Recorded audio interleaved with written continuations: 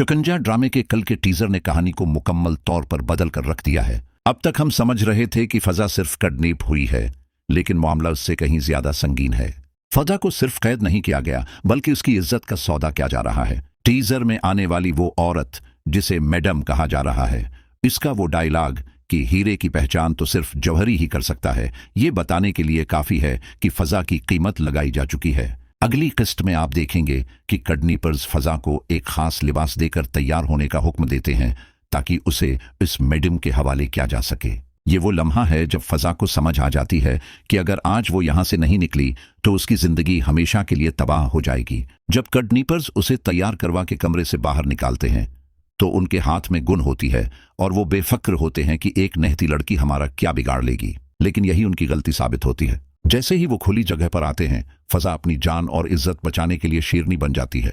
वो अचानक झपटकर इनमें से एक के हाथ से गन छीनने की कोशिश करती है। उसी छीना झपटी में गोली चलने की जोरदार आवाज आती है। कवी अमकान यही है कि फजा ने अपनी हिफाजत में गोली चलाई है या हवाई फायर करके उन्हें डराया है। इस अफरातफरी और धुएं का फायदा उठाते हुए फजा वहां से दीवाना वार भाग निकलती है। अब मंजर बदलता है सड़क की तरफ। फजा नंगे पांव बदहवास हालत में सड़क पर भाग रही है। उसके पैरों में कांटे चुभ रहे हैं, सांस फूल रही है, लेकिन वो पीछे मुड़कर नहीं देखती, क्योंकि उसे मालूम है कि पीछे मौत और जिल्लत उसका पीछा कर रही है।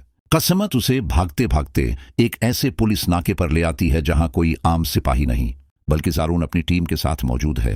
जारून, जो फजा की तलाश में दिन रात एक किए हुए था, अचानक अपने सामने अंधेरे से एक लड़की को भागते हुए देखकर चौंक जाता है। जैसे ही वो लड़की रोशनी में आती है, जारून के पैरों तले जमीन निकल जाती है। सामने कोई और नहीं बल्कि उसकी अपनी मनगीत फजा खड़ी है। फजा! जारून बेअख्तियार होकर आगे बढ़ता है। फजा अपने मसीहा को सामने देखकर नढाल हो जाती है। उसकी हिम्मत जवाब दे जाती है। वो सिर्फ इतना कह पाती है कि जारून, मुझे बचा लो, और फिर वो जारून के बाजुओं में गिर जाती है। जारून फौरन अपनी जैकेट या चादर उस पर डालता है, क्योंकि फजा इस वक्त इस लिबास में है जो किडनैपर्स ने उसे जबरदस्ती पहनाया था। जारून की आंखों में आंसू और गुस्सा दोनों उमड़ आते हैं।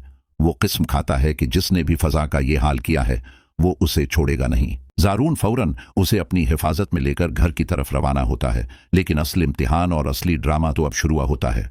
जब जारून फजा को सहारा दिए हुए घर के दरवाजे से अंदर दाखिल होता है तो घर का मंजर जज्बाती होने के बजाय इंतहाई कशीदा हो जाता है। घर वाले, खास तौर पर फजा का भाई साकब और वालिदीन फजा को जिंदा देखकर शायद आगे बढ़ना चाहें, लेकिन यहां रानी, भाभी का रद्द-ए-अमल सबसे खतरनाक और जहरीला होता है। रानी, जो ये सोचकर दिल ही दिल में मिठाइयां बांट रही थी कि फजा का किस्सा खत्म हो गया और अब ये कांटा हमेशा के लिए निकल गया, उसे अपने सामने जिंदा सलामत देखकर उसके चेहरे का रंग फुक हो जाता है। अपनी बौखलाहट और डर को छिपाने के लिए कि कहीं फजा उसका नाम न ले दे, वो फौरन हमला ही बेहतरीन दिफा है वाली पॉलिसी अपनाती है। बिजाय फजा को पानी पूछने या गले लगाने के, वो फजा के हिलिए और उसके कपड़ों को अपना हथियार बना लेती है। रानी सबके सामने साकिब और जारून की मौजूदगी में चीख कर कहती है, ये क्या तमाशा है जारून, ये किस हाल में और कैसे कपड़े पहनकर वापस आई है।